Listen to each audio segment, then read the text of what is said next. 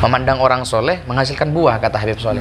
Apa itu buahnya? Katanya adalah solahul qulub, hatinya dibersihkan, dan ghufranud dzunub, diampuni dosanya sama Allah Subhanahu wa taala.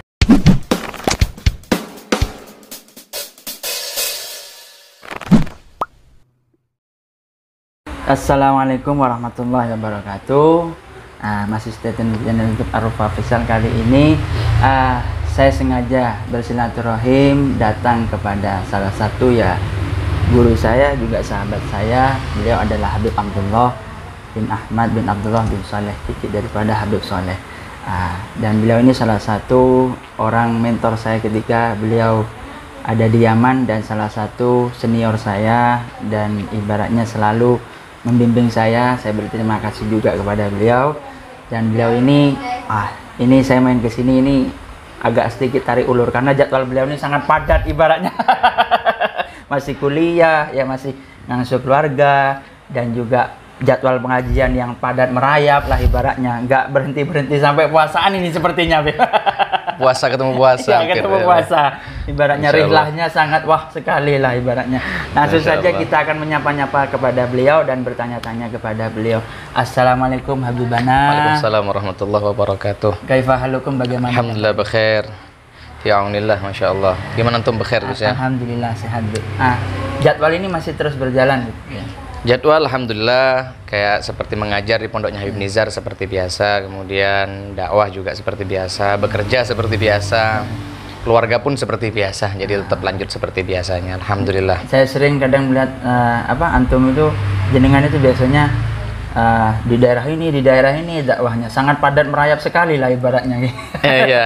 Itu sebenarnya sih bukan undangan, tapi memang jadwal untuk kita dakwah dalam artian seperti Jumat. Itu Jumat saya waktu luangkan kosong untuk berkhutbah di desa-desa terpencil, untuk kebutuhan-kebutuhan orang-orang. Kan banyak yang tidak bisa untuk turun ke Tanggul, misalnya di daerah gunung, pelosok Korea di gunung. Kalau katanya sekarang yang lagi tenar-tenar, ya kita tidak bilang ya daerah mana. Cuma kalau katanya kan kayak jin buang anak, ini jadi kontroversi sebentar lagi nih. Iya. Seperti itu. Jin buang anak bahaya kalau kita bilang tempat desa, nanti kita dituntut nanti. Iya. Nah, seperti itu. Artinya orang sana mau turun ke Tanggul ingin tanya permasalahan atau ingin istilahnya ketemu dengan salah seorang tokoh, sangat sulit dengan biaya dan juga jalan medan yang seperti itu. Akhirnya saya sendirilah yang naik ke sana, ke gunung atau di pesisir. Kayak kemarin kita jadwal ada di pesisir. Saya juga mengikuti itu jenengan. Wah, ini sudah sampai pesisir. Nah, ini kapan giliran kami Ar-Rufa Official akan menyambangi jenengan ini? Alhamdulillah. Dan alhamdulillah sekarang ditakdirkan. Begini Habib, kami ingin mengetahui walaupun ibaratnya sedikit dari sedikit, yaitu di antara Habib ini kan selaku cicit daripada seorang wali besar yang sudah keterkenalannya sudah mendunia, bukan hanya dari Jember saja, bahkan internasional, go publik internasional, yaitu Habib Saleh bin Muhsin Al-Hamid Tanggul. Alhamdulillah. Kami ingin bertanya-tanya ringkas sejarah padatnya beliau itu bagaimana, Habib?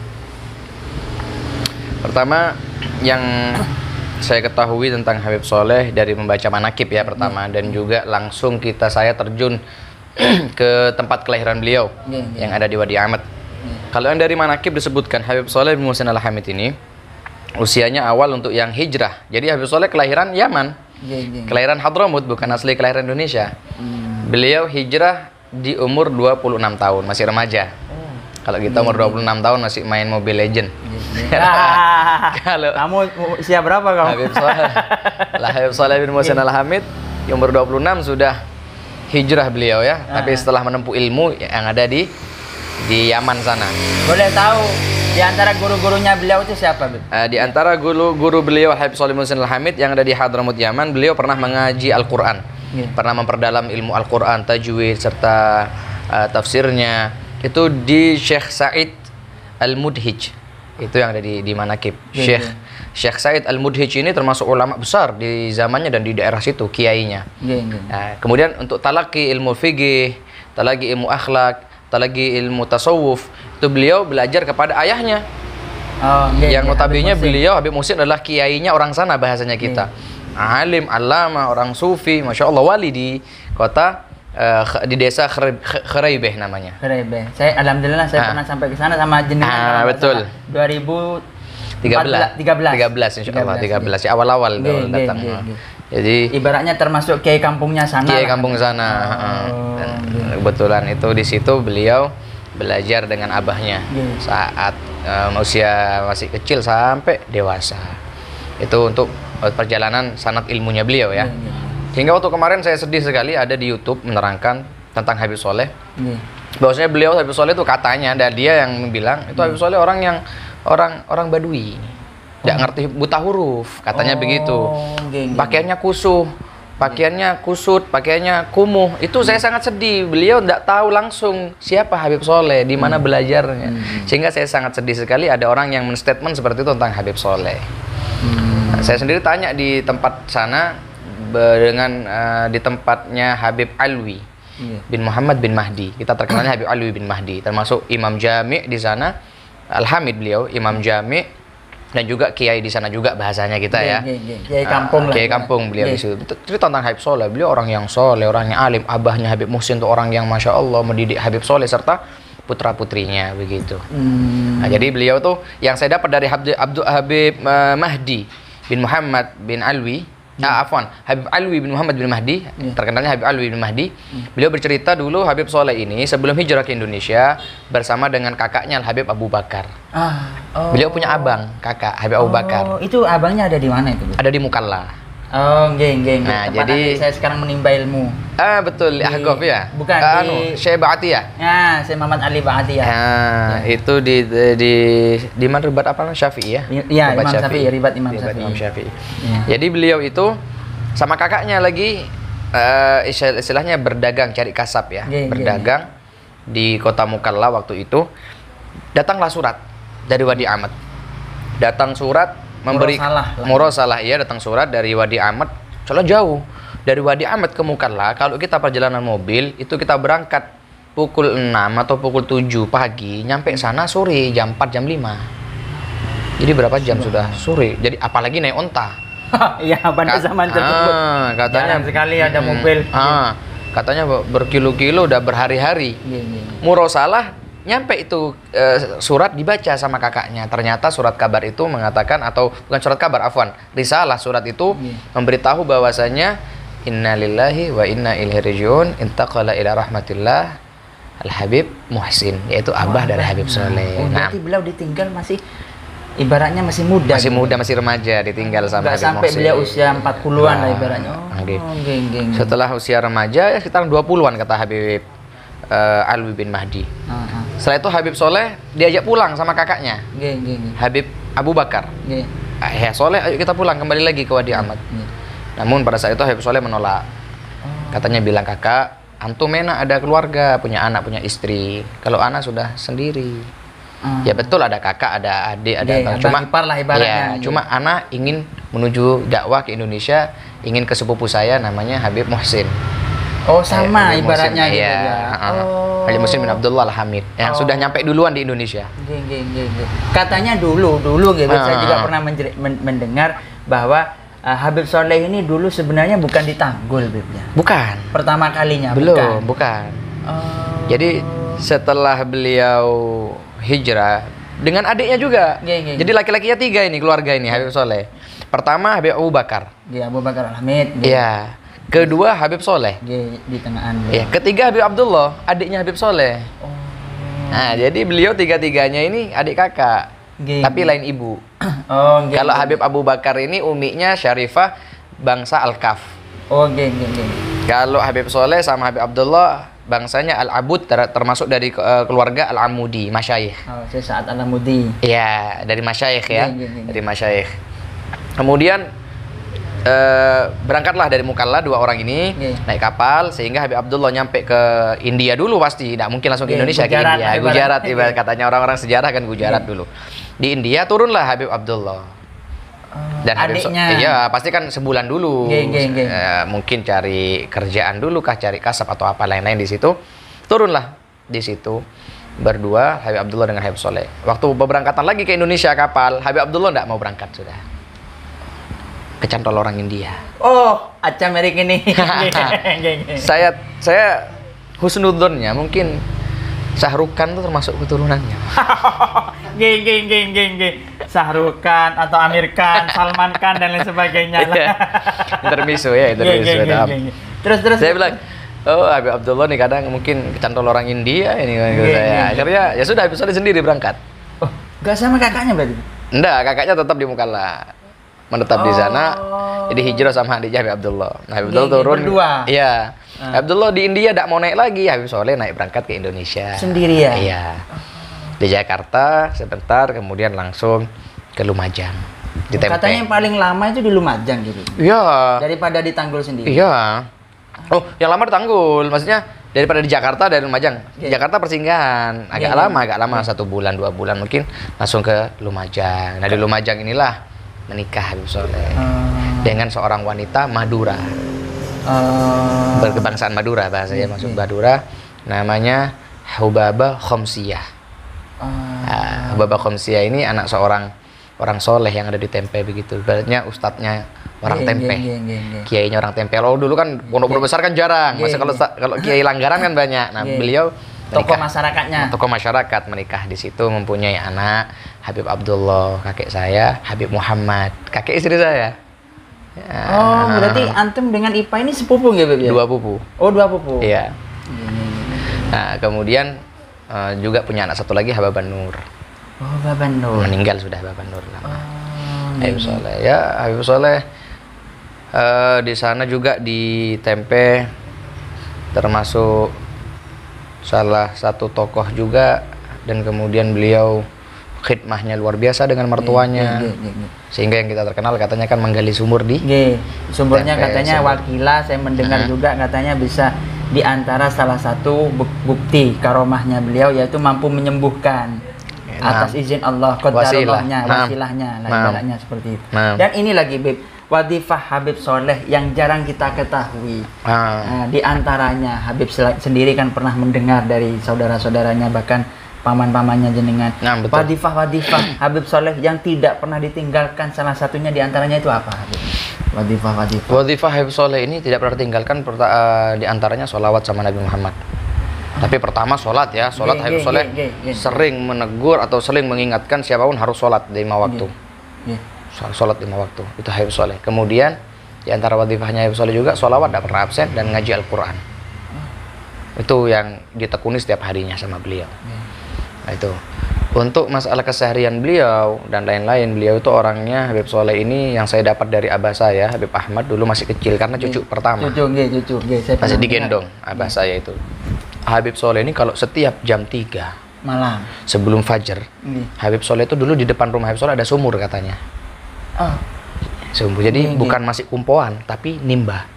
Itu kalau subuh abah lagi bangun ngelilir ya bahasanya ya. Istiqot lah. Iya, bangun nangis atau digendong sama Habib Soleh, dibawa keluar, didudukkan di semen itu, kalau kita bahasa Jawanya buk ya. Nah, didudukkan situ abah, kemudian Habib Soleh nimba air, dimasukkan ke kamar mandi, nimba air. Untuk siapa? Untuk mau yang sholat subuh di masjid, di musholanya Habib Soleh, khidmah beliau.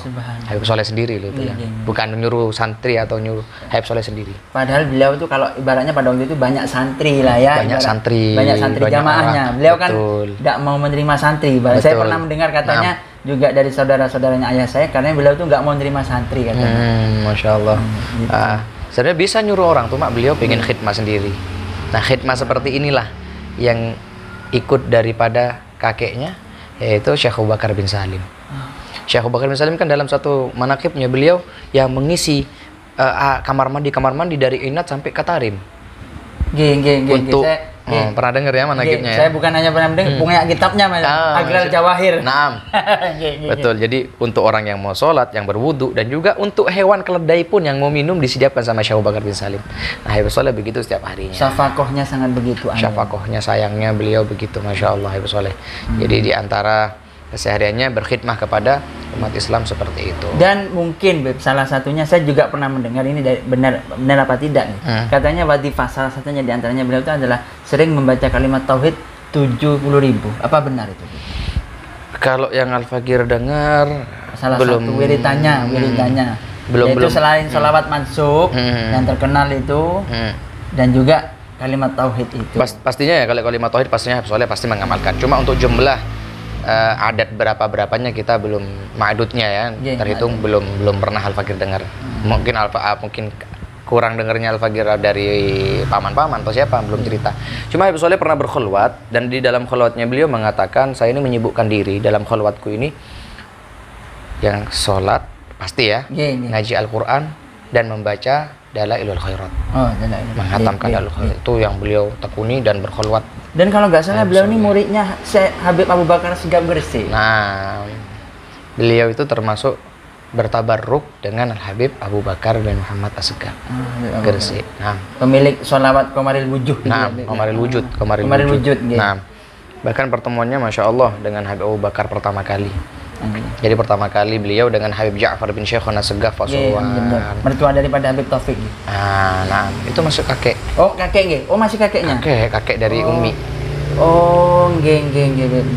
Kemarin yang hallnya lah. Iya, jadi berangkat bersama beliau Habib Ja'far yang seorang wali juga besar, datang ikut ke tempat rumahnya Al Habib Abu Bakar. Kemudian Abu Bakar tanya, "Ente dari Tanggul?" "Naam, Soleh Maula Tanggul." Maksudnya Soleh orang Tanggul begitu. "Naam ya Habib, Masya Allah." Baru Habib Soleh di situ berbicara sama hadirin. Hadirin katanya, lihat wajahnya orang alim ini. Maksudnya lihat wajahnya orang alim Habib Abu Bakar. Fa innan nadhrah tujnis samarah. Kala dengan pandangan itu menghasilkan buah. Memandang orang soleh menghasilkan buah, kata Habib Soleh. Apa itu buahnya? Katanya adalah solahul qulub. Hatinya dibersihkan dan ghufranud dzunub, diampuni dosanya sama Allah Subhanahu wa taala. Itu di antara kalamnya Habib Soleh. An-nadhratu junis samarah. Dan saya paling ingat sampai sekarang itu dawuhnya beliau itu di antaranya, wah itu saya merinding loh. Ad-du'a'u asra'u minal bar.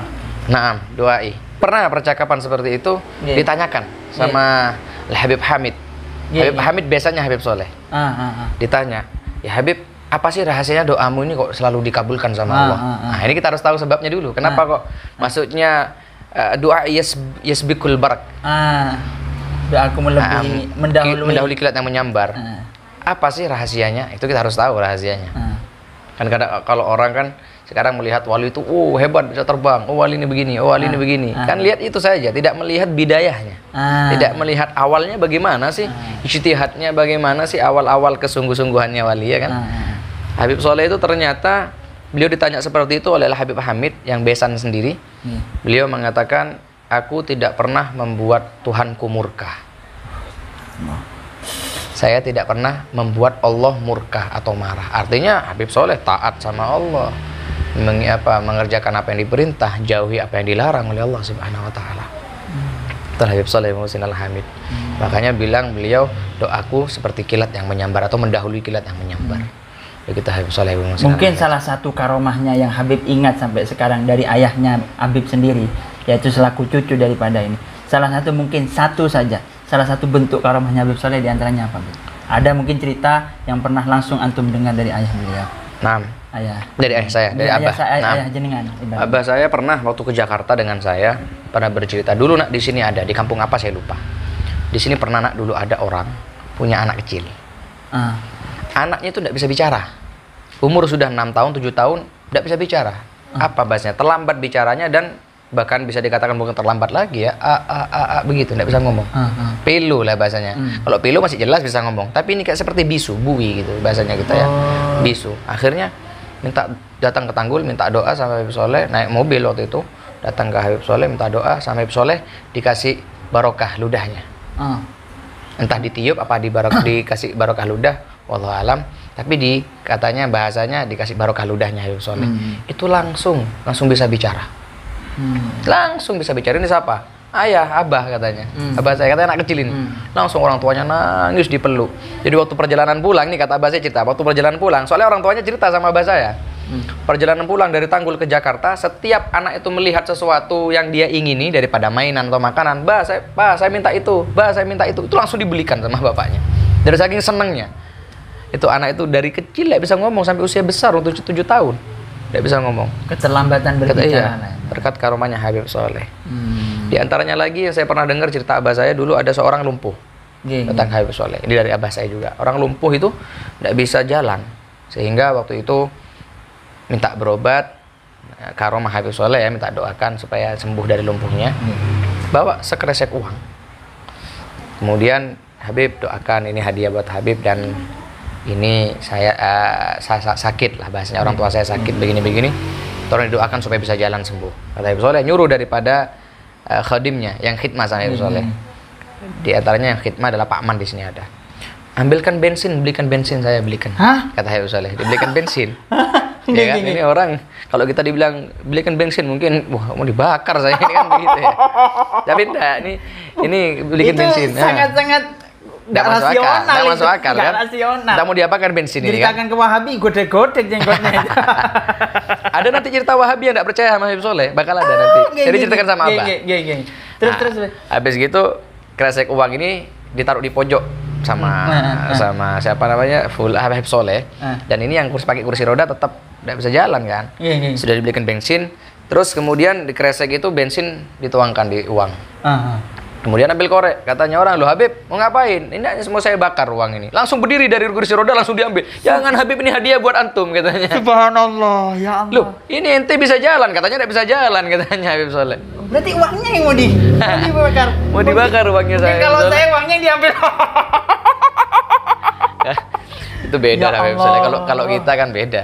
Geng. Kalau kita kan, terima kasih, uangnya diambil, orangnya tidak bisa jalan tetap. Itu kalau saya. Tapi subhanallah Habib Soleh. Cuma setelah itu tidak diterima uangnya, tetap suruh kembalikan lagi. Bawa. Subhanallah. Itu Habib Soleh. Geng. Jadi luar biasa beliau tuh. Katanya ada Wahabi yang tidak percaya sama Habib. Oh, karomah pernah itu saya diceritai sama Abah. Jadi Wahabi ini di Saudi pernah dikasih pulpen sama Raja Saudi. Pulpennya itu dari emas. Jadi tutupnya dari emas, ininya dari emas. Jadi tintanya dalam pasangan, tempatnya dari emas. Suatu ketika tutupnya nih hilang. Entah di pasar, entah di mana hilang, tutup tidak ketemu.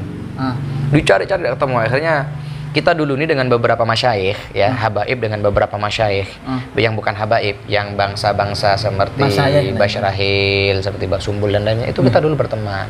Bahkan kakek-kakek kita dulu nih sangat rekat sekali dengan mereka. Tapi sayangnya anak cucunya ini sekarang yang banyak yang ya begitulah bahasanya ya. Akhirnya suatu ketika ditawari, coba ke Habib Soleh. Tanya begitu katanya begitu, tidak percaya tentang karomat dan apa. Lo enggak, sudah tanya, sudah tidak ada lagi, ente mau cari kemana?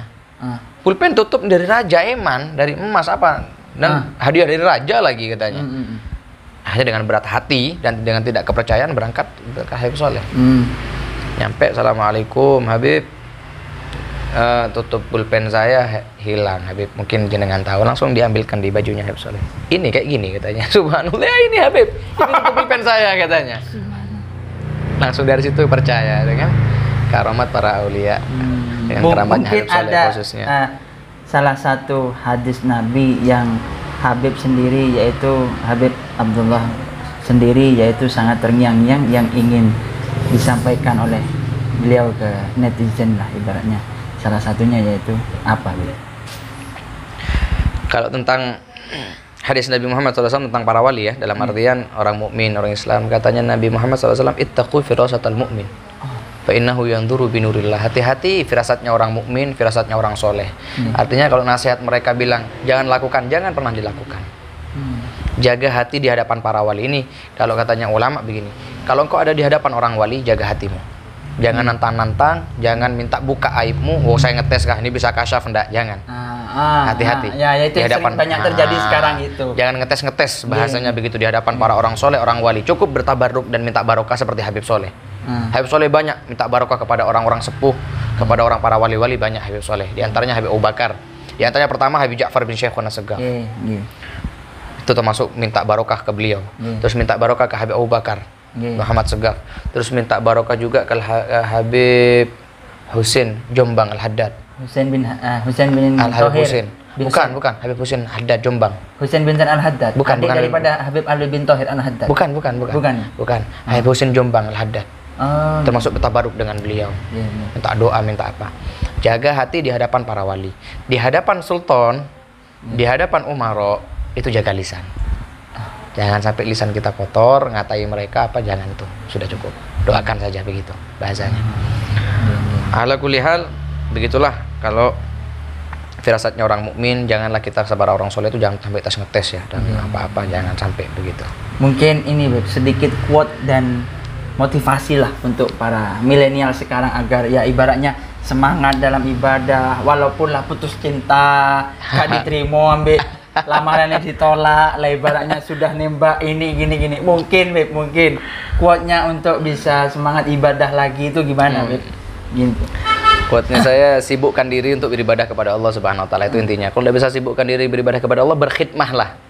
Khidmah kepada orang yang menyibukkan diri kepada Allah Subhanahu wa taala. Atau khidmah kepada orang yang menyibukkan diri dakwah, mengajak orang kepada Allah Subhanahu wa taala. Jangan terlalu memikirkan wanita lah. Kalau katanya anak-anak muda ini kan cinta wanita itu termasuk balak banget ya. Kalau sudah putus sampai ada yang bunuh diri, ada yang minum baygon ya, macam-macam. Kalau katanya Imam Syafi'i, beliau bilang begini. Wa aktsarun nasi fin nisa'i qalu inna hubban nisa'i jahdul bala. Wa laysa hubbun nisa'i juhdan walakin hubbu man la tuhibbu jahdul bala. Imam Syafi'i bilang begini, banyak orang atau banyak manusia mengatakan bahwasannya cinta kepada seorang wanita itu puncak daripada musibah. Itu katanya banyak manusia. Kata Imam Syafi'i bilang begitu. Manusia ini kebanyakan bilang cinta kepada wanita ini puncaknya daripada musibah. Ya, tapi katanya Imam Syafi'i, walakin akan tetapi qurbu man la tuhibbu jahdul bala. Engkau dekat kepada orang yang tidak engkau cintai, itulah pusatnya bala. Loh, kamu tidak senang sama wanita, ngapain didekati? Mau diambil apanya? Kan begitu. Berarti kalau wanita itu nggak sadar kepada Anda, nggak cinta kepada Anda, Anda harus sadar diri. Ya, ngapain dekat sama orang yang tidak cinta, tidak suka?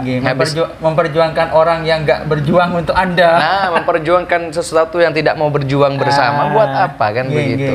Artinya sibukkanlah, hadapkanlah hati kita kepada Allah Subhanahu wa taala. Allah bakal menghadapkan hati-hati manusia itu kepada kita, yang menghadapkan hati kita kepada Allah Subhanahu wa taala. Itu salah satu kalam daripada ulama. Kalam daripada Imam ulama. Syafi'i lah. Naam. Kalam ulama bilang begitu. Naam.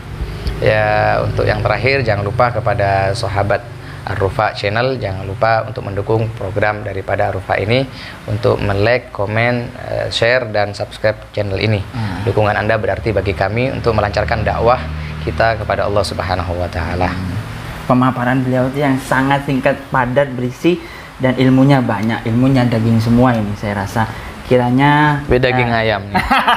Bukan daging ayam. Daging puyuh gitu. Daging puyuh.